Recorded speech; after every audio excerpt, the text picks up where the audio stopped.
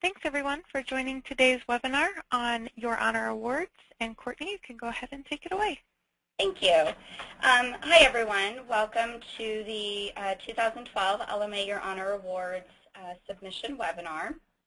I am joined by Charlize Hyatt, who is the Marketing and Business Development Manager at Duane Morris, and she is the co-lead with me for this year's Your Honor Awards program, and Brooke Lux, who is a Marketing Manager at Cassidy Shade. She is the co-chair of our recognition committee for 2012 for LMA. So to kick off, actually I'll hand it over to Charlize to walk us through the agenda. Thanks, Courtney. During today's webinar, we will discuss the multitude of reasons to enter the Your Honor Awards, including a review of the Your Honor Awards categories, tips for entering, the electronic submission requirements, the judging process, and we will provide you with an opportunity to ask your burning questions about the Your Honor Awards. So why should I enter the Your Honor Awards program, you ask? First, by doing so, you are entering your work and your firm in a competition amongst the best of the best in legal marketing. Secondly, winning an award provides your work with credibility, as the Your Honor Awards is the longest-running annual national awards program honoring excellence in legal marketing. And along those lines, it gives some justification to your marketing efforts. In addition to the internal recognition at your firm and amongst your team, winning an award will also give you and your firm external recognition among your legal marketing peers. And now, I will turn it over to Courtney and Brooke, former judges of the Your Honor Awards program, who will discuss the 11 2012 Your Honor Awards program categories. Thank you. I will take us through the first number of categories. The first category where we are accepting submissions is in the identity category. We have broken it this year into two separate subcategories. 1A, which is projects totaling up to $20,000, and 1B, which is projects totaling more than $20,000.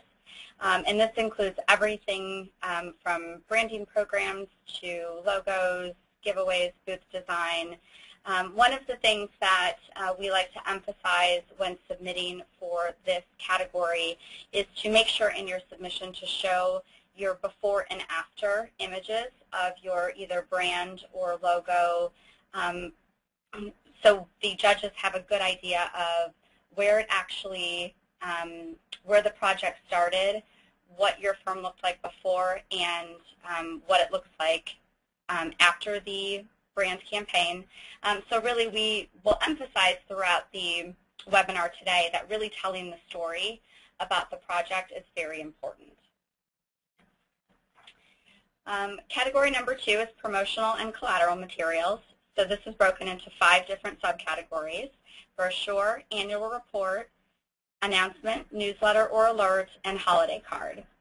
The one thing we emphasize in category number 2 is that the ability to provide and prove return on investment in these is very important to the judges. And again, you know, when it comes to the holiday card especially, how has this impacted business for your firm? Category number 3 is advertising. So this touches both the single ad category and the full-fledged campaign. One thing to note is that to submit for a campaign, there has to be a minimum of 3 different ads or 1 ad promoted through various media channels. The judges over the last few years really made sure that everyone knew that they really do take a blind eye to agency versus in-house designs. Just because, you know, a project was submitted by, you know, a very large ad agency versus an in-house design doesn't make any difference to them. And as I said earlier, they're really looking for the story behind the campaign. Category number 4 is events. So this includes everything from educational programs, client events, networking events, invitations, really identified as, you know, putting your attorneys in touch with other referral sources or prospects The key here is creativity. Last year we saw some really amazing and creative events that were submitted, and it was actually a pretty competitive category in YHA last year. One thing that we do emphasize through events is to incorporate any of your business development processes that were included in putting together the event. So whether it's identifying target lists and then having the opportunity to figure out who will be going after each of those targets during the event. So I'll pass it over to Brooke to talk about websites. Thank you. Category 5 is the website category. You'll see it's broken into 3 sections. We have the total website refresh. There's also a category for individual portions of a website, for example, an extranet or a blog or an industry page.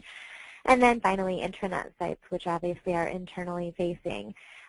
This category encompasses any web-based marketing initiatives.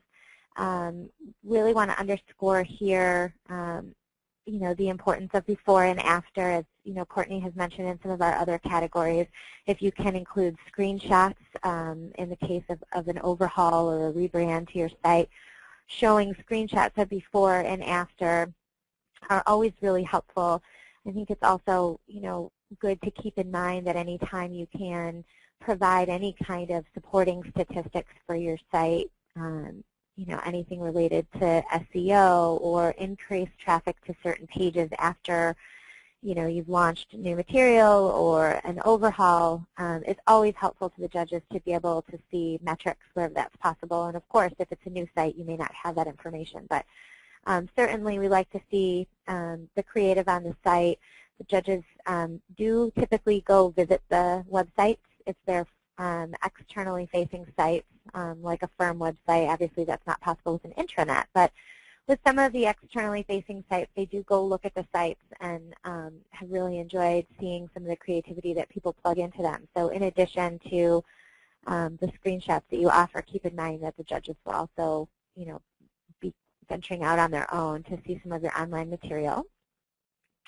Number 6, the next category is our online interactive marketing tools category, and this has been a really exciting category to watch grow over the last couple of years. It's a relatively new category, and last year we just saw a lot of fantastic innovations emerge out of this category. You'll see anything in here from apps to QR codes, RSS feeds, firms have submitted for social media. This list here is by no means all-encompassing. We see great innovations from year to year that we had never seen before in this category. So this list is just merely meant to be some ideas of what might be included. We did see a lot of apps last year, and again with the apps, the screenshots were really important, being able to see what they look like, really understanding what problem your innovation was created to solve. So, if you are looking for a very specific marketing need or a very specific solution in creating these interactive tools, was there a client issue that needed to be solved? Was there a way to streamline some form of information? Really keep that aspect alive in your submission so that your story is comprehensive for the judges. Number 7 is media relations campaign. I think a lot of this is self-explanatory, but probably the most important thing to underscore here is that the awards program is not designed to recognize pay-to-play coverage. So anything that appears to be paid coverage would be excluded from consideration in the application process. But some things to think about here. Obviously this is a more traditional category. It's not a place where we see a lot of, technology innovations or anything like that. But obviously it's a really valuable part of how marketers go about positioning attorneys as thought leaders, and how, we utilize information to change perceptions in the marketplace. So anytime that you can highlight, your intent with a campaign, even if some of the evidence that you offer as ROI is anecdotal, sometimes those stories that come back from clients to attorneys, or somebody saw the news conference or responded favorably to a press release. Those are the kinds of metrics that you might consider including. If there are a number of mentions in a certain category, obviously you'll want to pull that if you employ a tracking service and you have those kind of statistics. Any of those things are going to be helpful in this to really try and help the judges understand what might differentiate your campaign from, sort of a straightforward nuts and bolts campaign that another firm might also be deploying as well. Number 8 is our community relations category. This category has certainly ebbed and flowed over the years. As the economy has shifted, we saw a big drop-off in support for community relations programs, understandably, and we didn't see too many submissions in this category, and so it was removed last year from the Your Honor Awards categories. And it has been added back because we are seeing an uptick in cause-related marketing by firms and obviously some really creative ideas out there.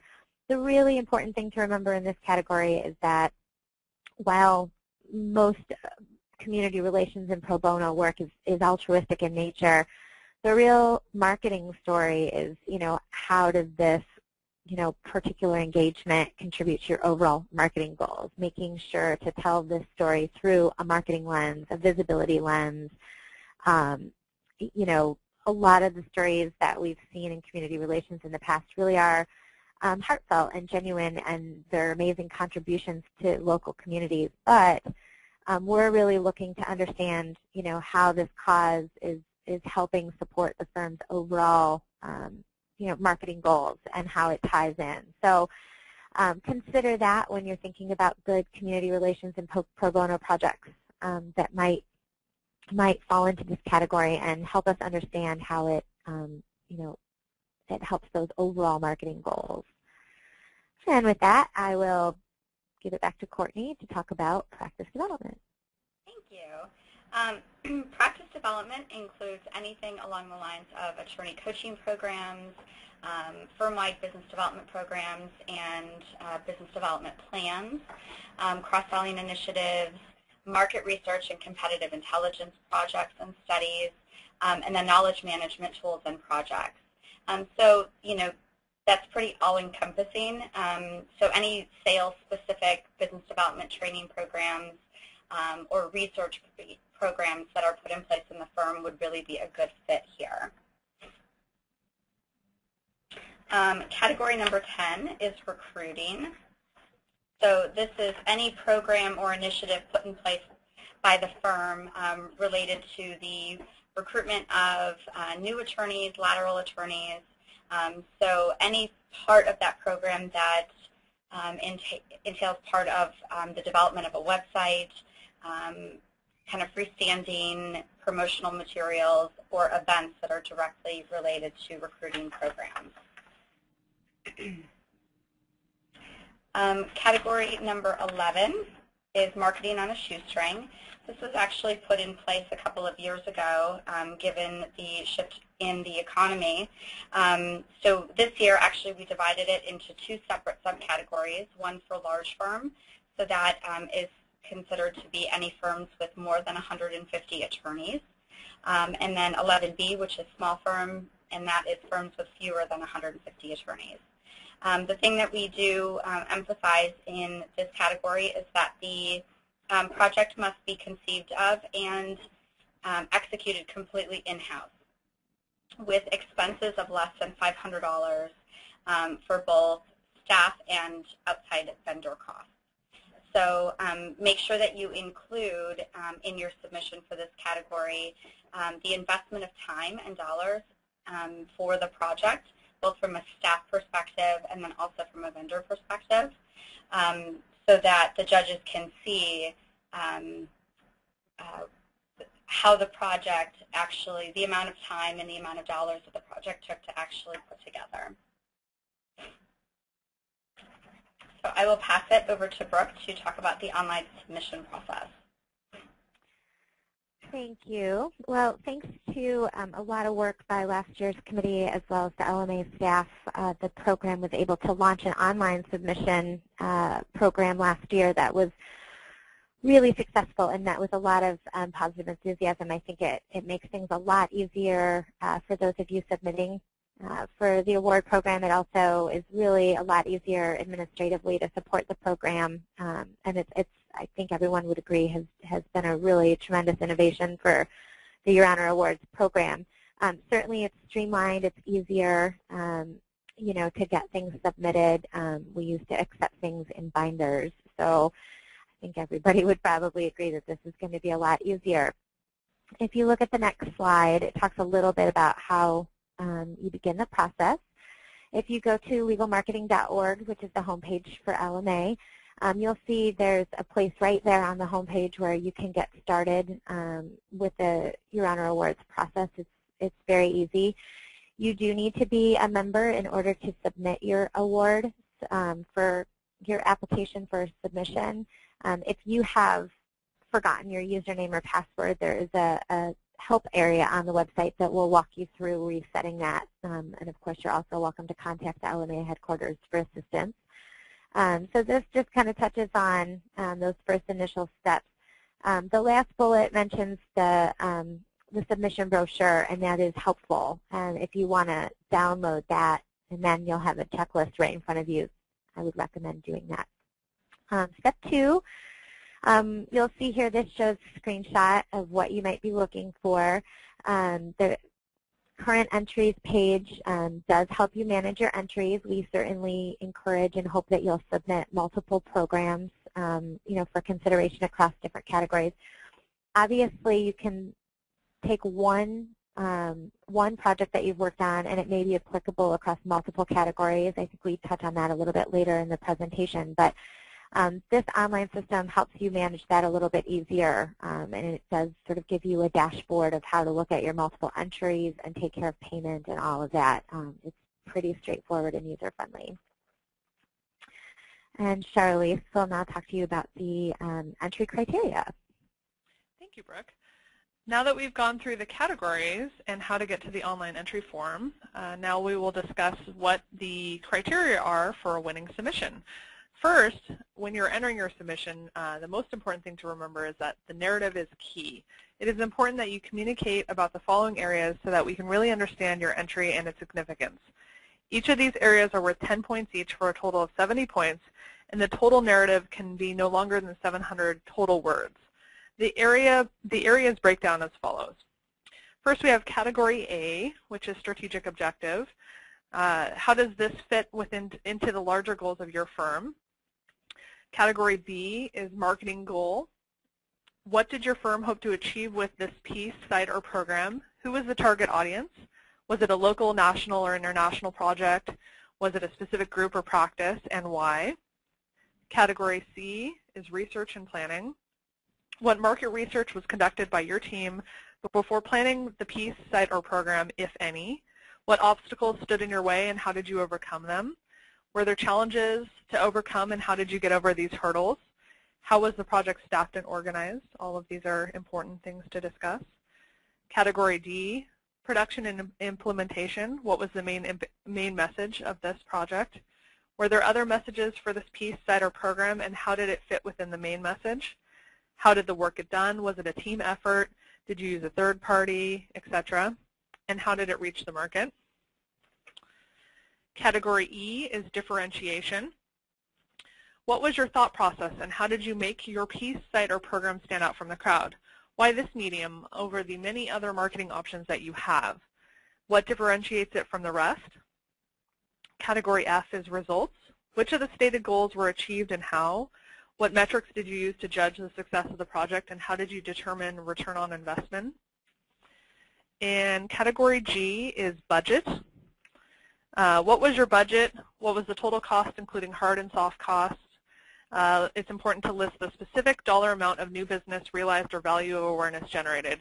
And how did you calculate this amount? I know this is a very hard number to calculate, and so we're interested in how you came up with that number.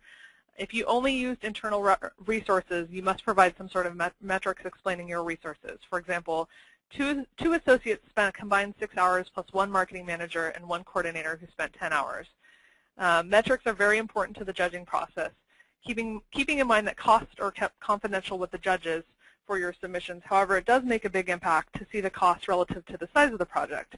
We think that this is a big part of the story. Finally, to save everyone time with your submission, please complete a 500-word narrative that can be shared with the public. This will eliminate our need to follow up with you if you win to request this, and will save you from having to do more work. Outside of that approved public narrative, everything else will be kept confidential. We want to be clear that everything else is kept under tight lock and key. And now, Courtney will discuss additional entry criteria. Yes, so in addition to what Charlize just outlined, please make sure to include a digital photo of your entry and your marketing team. This is the only piece of the criteria that is optional, but if you win in any one of the categories, we will be reaching out to you to get a copy of a photo of your team so that we can include it in the recognition piece. So as Charlize had mentioned, any LMA member in good standing can enter. Service providers, vendors that are submitting an entry on behalf of their client must include a letter of permission from the firm on the firm's letterhead with the entry. We really emphasize that so that we don't have to reach back out to you again to get that proper approval. And if anyone has questions about whether or not they are a member in good standing, you can reach out to any of us to look that up, or if you go on to legalmarketing.org, you can search by member status. Some additional entry criteria.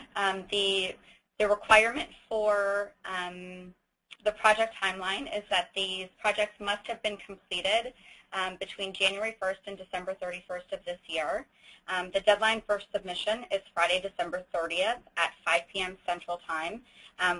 Because of the tight turnaround between the submission deadline and the judging weekend, we are unable to provide any extensions or exceptions to this deadline. So please mark that in your calendars and make sure that your submissions are submitted well before December 30th.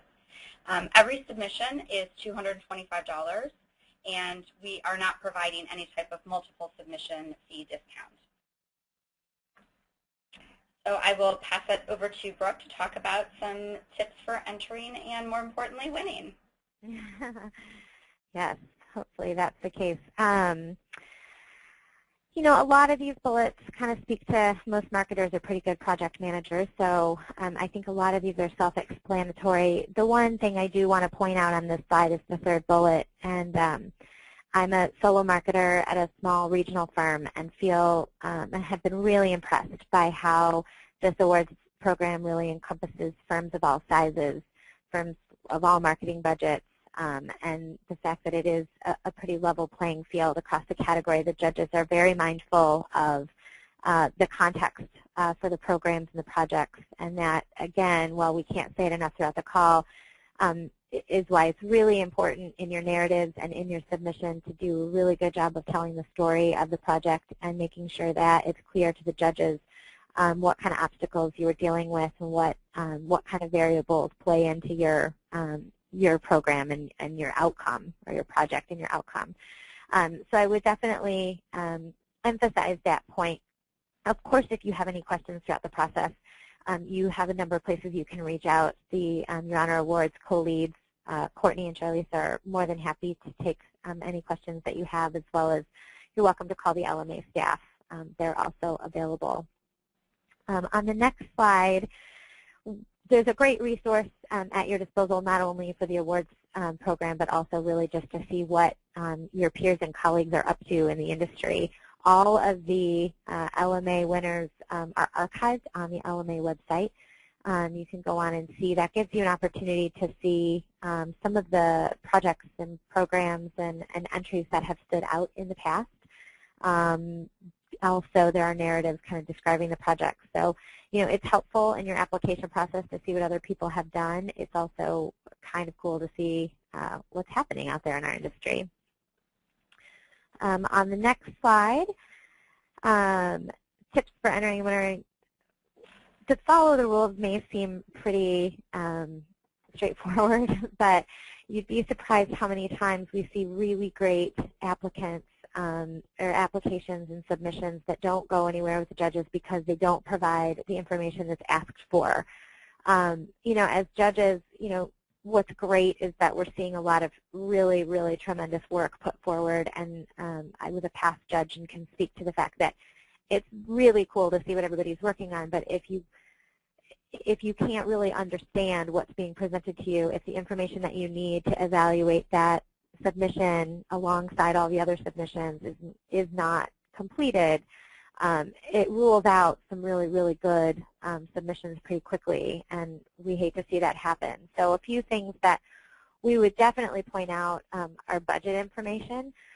Remember that it's confidential. We're not looking to make that information the anchor of your submission. Just because you spend a lot more money doesn't necessarily mean it's a better outcome, but sometimes it really does tell the story of how you got this particular project to fruition. So it's important that hard costs and soft costs are in there. I know we've all mentioned that throughout the call, but it's something that we run into every year, and unfortunately some really good applications and submissions don't make it through the process because they're missing this kind of information. Being concise, put yourself in the judge's shoes. It is exciting to read these things, but it's also time-consuming. So even if you're the one if you've been the one working on this project all along, you know it very well. And so I would recommend having somebody read it before you submit it to make sure that as an outsider they really do understand the scope of the whole story. On to the next slide. ROI is pretty important. Understanding the specific results and however that might best be measured. Again, sometimes that's anecdotal evidence, and sometimes that's very specific numbers and metrics. Limit the marketing speak. We've all written it. We understand that really good writing can sometimes mask the fact that nothing is really being said. And so it's important to be, concise and provide measurements and consider, the different types of evaluation methods that you've used internally, even maybe to justify this within your firm. And Courtney will continue. Thank you. I want to emphasize that quality over quantity is very important in your submission. The judges, as Brooke said, will be reviewing a large amount of submissions in a short period of time, so the more concise the write-up is, the better. Make sure that you cover all required elements in your write-up, even if you are going to be showing it visually in your submission elsewhere. The one thing that judges really pay attention to is that all the information that they need to make a decision is right up front and available. They don't want to have to go hunting for information in any type of reference document. And then also providing the judges context behind your entry. And then probably the most important component is, how does this marketing project or campaign align with your firm's strategic plan? And then very, very, very important tip for entering and winning is to proofread prior to submitting your submission. The judges are very influenced by grammatical and spelling errors, so make sure that you really give a thorough read-through of your submission before you hit submit. So with that, I have listed out our contact information if you have any questions, and just wanted to see if there were any questions before we concluded.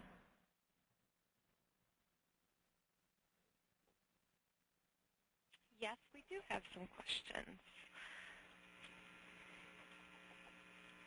The first one is, has there ever been a discussion around adding a multimedia campaign category?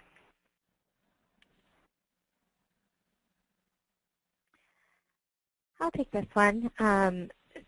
there are always discussions about where we need to add new categories, and every year at the start of every process, the Your Honor Awards Committee evaluates the types of entries that came in the year before, and sometimes a new category emerges because there wasn't a good fit in certain other categories. At this point, a lot of the multimedia stuff has been covered, you know, through online interactive categories and other places. It doesn't mean that the committee would not consider adding it. Certainly, if there is a need for it moving forward, as we look toward 2013, that is something that, you know, we would consider. But there really hasn't been much demand for it in the past. So. Okay, thank you. Identity has 2 categories based on budget. Why don't the others break down like this, i.e. websites? I can take this one. This year, we wanted to make sure that when a firm is going through a branding campaign, that campaign can really run the range of, you know, a small figure through to a very, very high number. And we actually have talked about within the committee whether or not it would make sense to break apart websites into different budget categories. But based off of the last few years' submissions, there was enough of the submissions were in a very kind of neutral range of budget. You know, some years it's been a higher budget that's won, some years it's been a lower budget that has won. So we have talked about it every year, but it just didn't quite make sense this year to break apart website into 2 separate categories. What is the committee's suggestion when a website recently launched and immediate results are not available quite yet? What type of ROI, ROO results stories do the judges look for in these cases? I'll take this one. I think the creative side is certainly helpful in telling the story of your rebrand. The metrics are nice to have, but keep in mind that the judges, you know, have probably all been through website rebrands themselves, and they understand when information is available and when it isn't. So if you have a recent launch, everybody's aware that you're not going to have some of those metrics. But if your site launched 6 or 8 months ago and you don't offer anything, there might be a question as to why none of that was included. So they do, you know, have the opportunity to sort of think through what information they wish they might have been able to see. It's not a deal breaker by any, you know, stretch of the imagination. If you don't have it available, then make mention of that the statistics are not yet available because of the timing of the launch, you know, compared to the application deadline. And they're aware of that, and it's nice to have if the timeline allows for it, and if it doesn't, certainly the rest of the story is important and is what they look at. And who are the judges? We are actually in the process of just confirming the last few judges. It will be a mix of, you know, mid-sized to large firm CMOs, marketing and business development managers, and then a couple of outside vendors that will be on the judging panel this year. Okay. We recently went through a brand identity change. When you say project totaling more or less than $20,000, what goes into that cost? Is it simply cost for logo design, or does it include promotions such as advertising, etc.?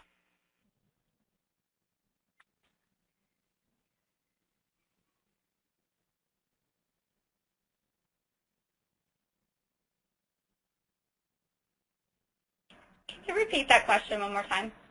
Sure. We recently went through a brand identity change. When you say project totaling more or less than $20,000, what goes into that cost? Is it simply cost for logo design, or does it include promotions such as advertising, etc.? I would say that the actual, for the identity category, I would consider that up to or more than 20,000 would be for the actual development of the logo and the brand. And then if there are additional, which I assume that there are, additional advertising costs associated with pushing that new brand out, that would then be filed under a different category, which would be advertising campaign.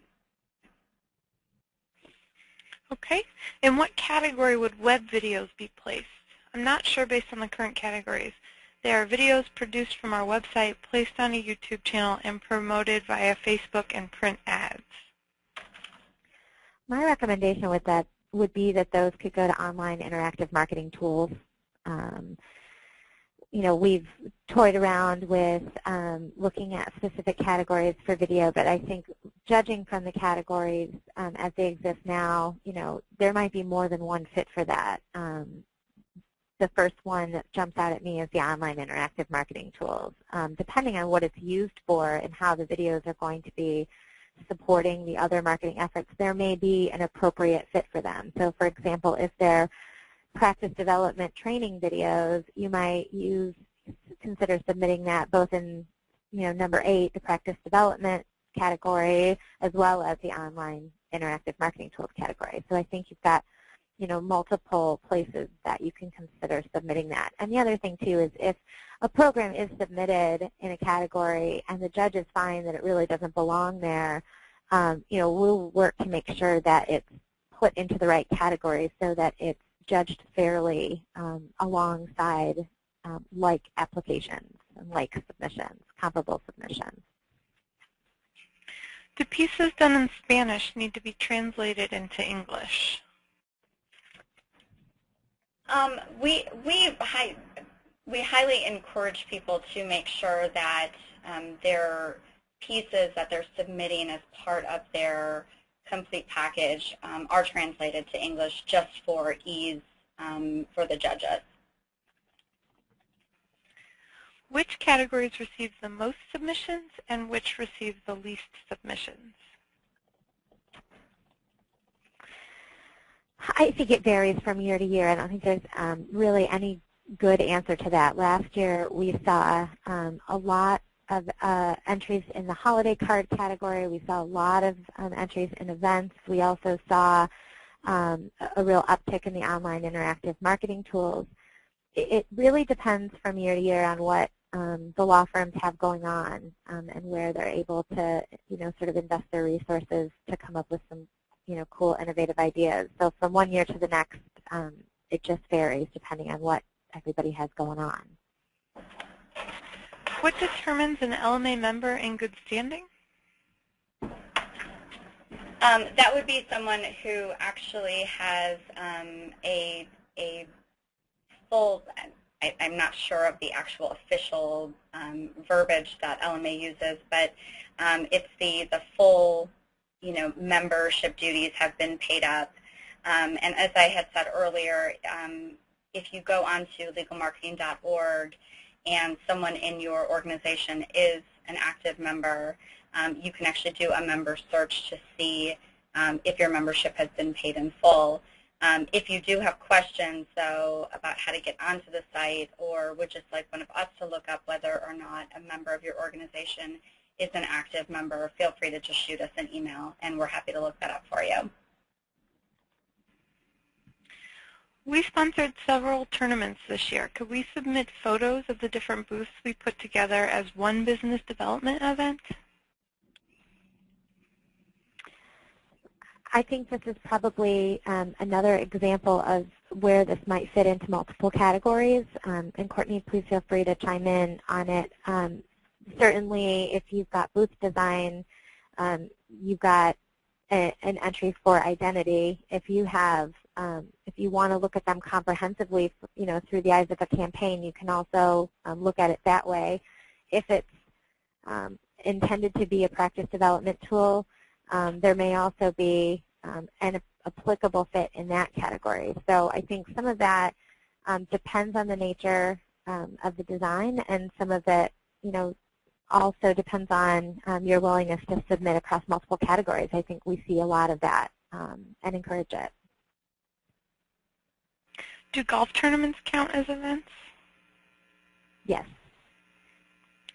And just one more question. In the marketing on a shoestring category, it specifies that expenses internal and external can't exceed $500. Is that direct expenses, examples printing and postage, or only, or does it also include staff time? We encourage people that submit in this category to make that an all-encompassing number, so not only direct costs, but also the costs associated with actual staff time. Great, and we have no more questions at this time, so thank you all for joining today, and thank you, ladies, for being our panelists. Thanks so much. Thank you. Bye-bye. Bye-bye.